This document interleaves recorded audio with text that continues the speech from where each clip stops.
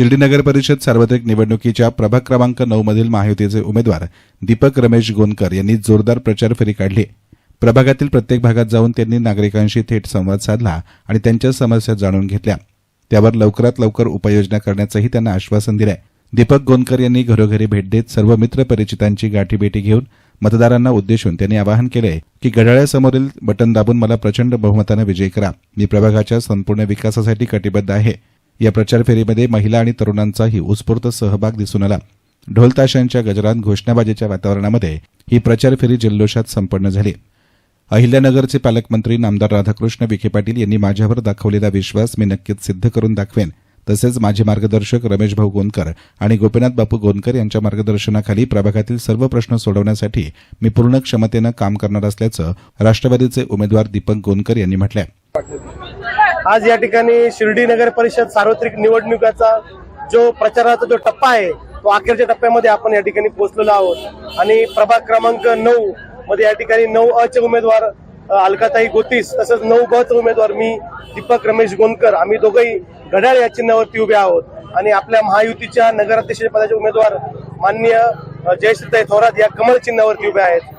या जिल्ह्याचे पालकमंत्री माननीय राधाकृष्ण विखे पाटील तसेच सुजयदादा विखे पाटील यांच्या नेतृत्वाखाली शिर्डी शहरामध्ये महायुतीचा पॅनल या ठिकाणी उभा राहिलेला आहे। त्याच्यामध्ये भाजप कमळ असेल, शिवसेनेचा धनुष्यबाण असेल, तसंच राष्ट्रवादी काँग्रेस पक्षाचं घड्याळ हे चिन्ह असेल, असं महायुतीचा पॅनल या शिर्डी शहरामध्ये उभा आहे आणि मला विश्वास आहे की नामदार साहेब आणि सुजयदादा यांच्या नेतृत्वाखाली या ठिकाणी मोठं यश महायुतीला मिळणार आहे।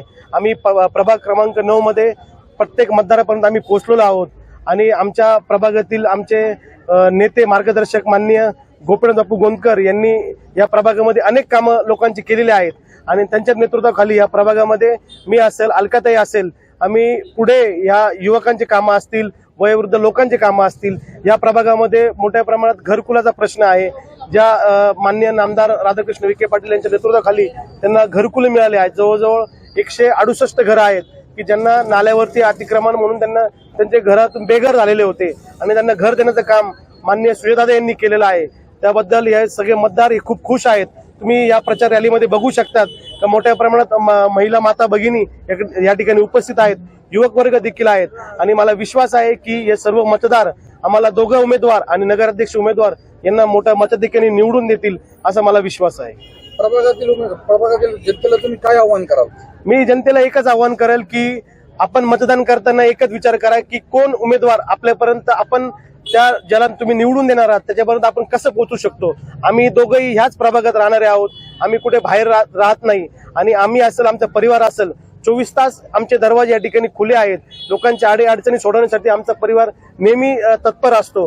तर मी एकच आव्हान करेल का तुम्ही कुणी जरी तुमच्याकडे आलं तरी कुठलाही विचार न करता फक्त घड्याळ हे चिन्ह आणि नगराध्यक्षासाठी कमळ हे चिन्ह लक्षात ठेवून आम्हाला मोठ्या मताधिक्याने तुम्ही निवडून द्यावं असंच मी जनतेला आवाहन करेन। तुम्ही प्रचार करत आहात तुमच्या प्रभागामध्ये, तुम्हाला जनतेने काही समस्या सांगितल्या आहेत का प्रभागामधील? हो, आता कसं आहे की प्रभागामध्ये अनेक तसे प्रश्न मार्गी लागलेले आहेत।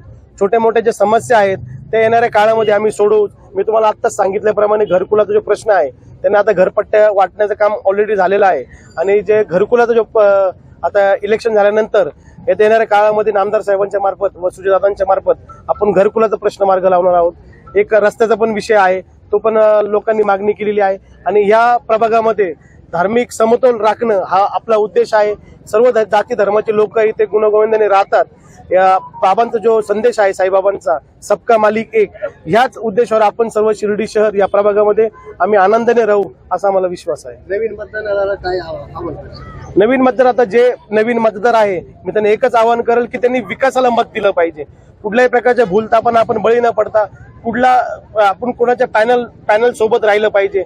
या ठिकाणी ह्या शहरामध्ये नेतृत्व करत असताना नामदार साहेब असतील, सुजयदादा असतील, यांनी शिर्डी शहरामध्ये खूप मोठ्या प्रमाणात विकास केलेला आहे। त्याच्यामध्ये आपलं नाला रोडच्या शेजारी थीम पार्क येत आहे। थीम पार्क येत असताना MIDC येत असताना या शिर्डी शहरातील लोकांना मोठ्या प्रमाणात रोजगार देखील मिळणार आहे। तर विकासाचा दृष्टिकोन ठेवून नवीन मतदारांनी सुद्धा महायुतीच्या सर्व उमेदवाराला, त्याच्यामध्ये आमच्या प्रभागामध्ये घड्याळ या चिन्हाला आणि इतर ठिकाणी कमळ आणि धनुष्यबाण या चिन्हाला मोठ्या मताधिक्याने निवडून द्यावा अशी मी सगळ्यांना विनंती करतो। प्रभाग क्रमांक 9 मधील या दमदार प्रचारामुळे निवडणुकीची रंगत आणखीनच वाढली आहे। येस9 मीडियासाठी कॅमेरा पर्सन साई सुराळे, शिर्डी।